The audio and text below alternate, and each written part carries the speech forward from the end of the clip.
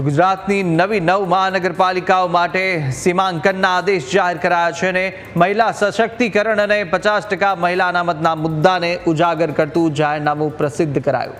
SC, ST અને OBC તમામ કેટેગરીઓમાં કુલ 50% મહિલા અનામતની રાજ્ય સરકારે મંજૂરી આપી છે.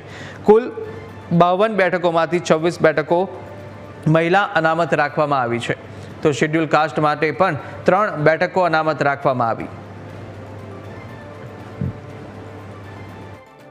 ટોટલ જે છે અત્યારે 4 ગ્રામ પંચાયત ભેગી થઈને જે નવસારી મહાનગરપાલિકાનો એરિયો જે બન્યો છે, આમાં નવા ટોટલ 13 જે 13 વોર્ડ રહેશે. 13 વોર્ડમાં જે છે 52 સીટ રહેશે.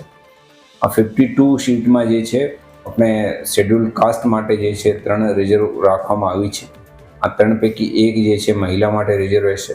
એવી જ રીતે શેડ્યુલ ટ્રાઇબ માટે જે છે 8 સીટનું રિઝર્વેશન રાખ્યું છે. 8 પૈકી 4 જે સીટ છે મહિલા માટે રિઝર્વ રાખવામાં આવશે.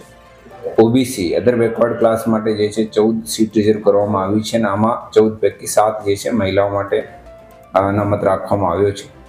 એમ ટોટલ એસસી, એસટી અને ઓબીસીની 25 સીટ છે, જે પૈકી 12 સીટ જે છે મહિલાઓ માટે રિઝર્વ રાખવામાં આવી છે. બાકીની જે 27 સીટ છે જે જનરલમાં છે, ઓપન કેટેગરીમાં, આમાં જે છે 27 પૈકી 14 સીટ જે છે મહિલાઓ માટે અનામત રાખવામાં આવી છે. એમ ટોટલ 52 સીટ પૈકી જે છે 26 સીટ જે છે મહિલાઓ માટે અનામત રાખવામાં આવી છે.